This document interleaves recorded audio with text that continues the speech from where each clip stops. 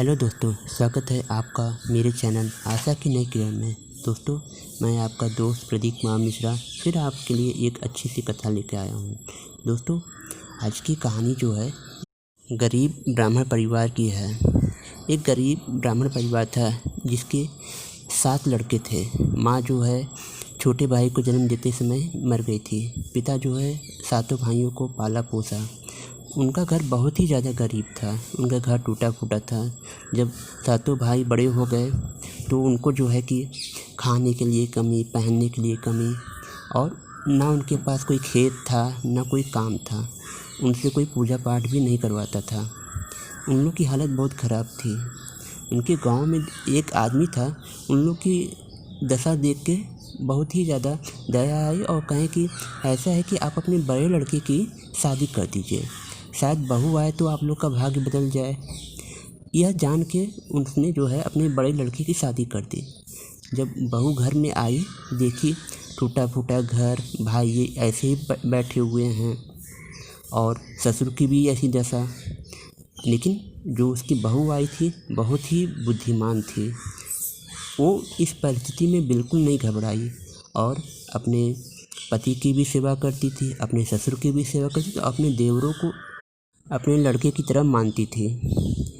उसने जो है अपने देवर को, अपने पति को कहा कि अगर आप लोग के पास खेत नहीं है तो जिसके खेत हैं उनके खेत में जाके आप आधे एक खेती करिए, जो कुछ मिलेगा उसमें से आधा हम लोग को मिल जाएगा। तो उसके जो है पति और उसके देवर जो हैं खेतों में काम करने लगे, तो उनको जो है कुछ खाने पीने के लिए मिलने लगा। उनके ससुर जो हैं रोज़ ऐसे बैठे रहते थे और घर आते थे तो उनकी बहू कही, पिताजी आप जब बाहर से घर आते हैं आपको रास्ते में जो कुछ मिले वो बस आप लेते आइए। कहें बेटा कूड़ा कचरा भी, कहें कूड़ा कचरा जो भी कुछ मिलता है आप बस घर लेके आइए, मैं सब कुछ देख लूँगी। एक दिन उसके ससुर घर आ रहे थे तो उनको रास्ते में मरा हुआ सांप मिला। कहें बहू ने कहा है जो कुछ मिले लेते आओ, आज मुझे ये मरा हुआ सांप मिला है, चलो इसको भी लेके चलता हूँ।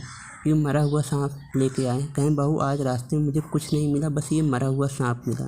कहें कोई बात नहीं पिताजी। और उसने जो है वो मरा हुआ सांप लेके अपने छत पर फेंक दिया और अपने पति, देवर और ससुर को खाना पीना खिलाया और सो गए।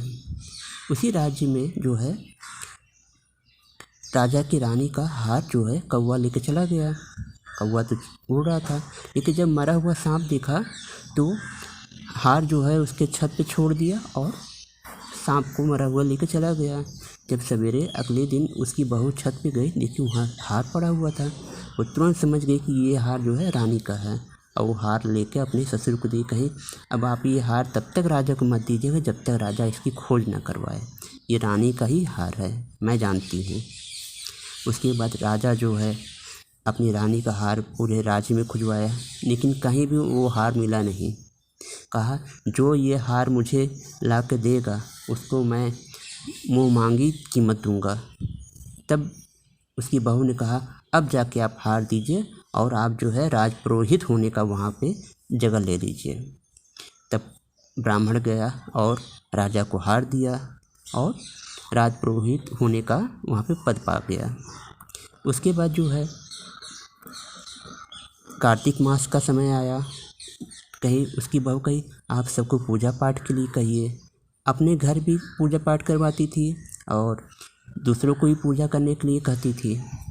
कार्तिक मास के ध्यान का, नहावन का बहुत विशेष महत्व होता है। जन्म जन्म के पाप और कष्ट खत्म हो जाते हैं और उनकी स्थिति भी धीरे धीरे करके अच्छी होने लगी। फिर इसके बाद जब अमावस्या आने वाली थी, लेकिन तब भी उनकी घर की हालत इतनी अच्छी नहीं हो पाई कि वो कह सकें। तब उसने एक जो है कि योजना बनाई और योजना में क्या किया, उसने कहा आप जाके राजा से कह दीजिए अमावस्या के दिन कोई भी अपने घर में दिया ना जलाए, अगर दिया जलाया तो पूरे राज्य का अनिष्ट हो जाएगा। जैसी बहू ने कहा वैसे ससुर ने जाके राजा से कह दिया। राजा ने पूरे नगर में घोषणा कर दी कोई नहीं दिया जलाएगा। दीपावली का दिन था, वो अमावस्या आई तो किसी ने भी नहीं दिया जलाया और उसकी बहू ने अपने घर में दिया जलाया।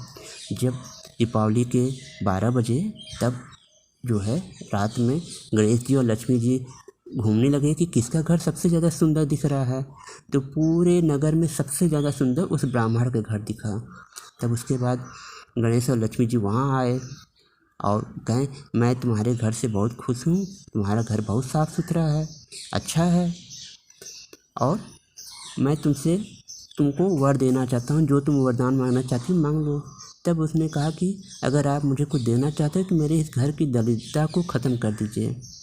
और तब उसने जो है गणेश जी और लक्ष्मी जी ने उस घर की दरिद्रता को ख़त्म कर दिया और उस घर टूटे फूटे घर को महल बना दिया। और उसके बाद जब वो जाने लगे तो कहें, प्रभु आप तो जा रहे हो, लेकिन हमारे राजा साहब को भी आप, जैसे आपने हमें धनवान किया वैसे हमारे राजा साहब, क्योंकि वो तो हमारे पिता हैं, जैसे पिता अपने पुत्र का ध्यान देता है वैसे राजा अपने प्रजा का ध्यान देता है, तो आप जो है कि उन्हें भी धनवान कर दीजिए। तब गणेश जी और लक्ष्मी जी को और भी बात अच्छी लगी। कहें, जिन्होंने किसी ने नहीं दिया जलाया और ये उनके लिए भी मांग रही है, तो उसकी उदारता को देख के उन्होंने पूरे राज्य के जितने लोग थे सबको जो है धनवान बना दिया और कहें कि अब इस नगर में मेरा निवास रहेगा, मैं कभी भी, गणेश जी और लक्ष्मी जी कभी इस नगर को छोड़ के नहीं जाएंगे। और उन्होंने वहीं बस गए और वो नगर बहुत ही ज़्यादा विकास और विकसित हुआ। एक सिर्फ ब्राह्मण की बहू की बुद्धिमानी की वजह से पूरी नगर का उद्धार हो गया और परिवार का भी उद्धार हो गया। दोस्तों, इस प्रकार ये मेरी कहानी यही समाप्त होती है। दोस्तों, अगर आप लोग को मेरी ये कहानी पसंद आए तो दीपावली के दिन इस कथा को ज़रूर एक बार सुनें। गणेश जी और लक्ष्मी जी ज़रूर प्रसन्न होंगे। दोस्तों, अगर आप लोग को मेरी ये कहानी पसंद आए, इसे लाइक करें, ज़्यादा से ज़्यादा शेयर करें और सब्सक्राइब करें। दोस्तों, अगली कहानी में मैं फिर मिलूँगा, तब तक के लिए नमस्कार।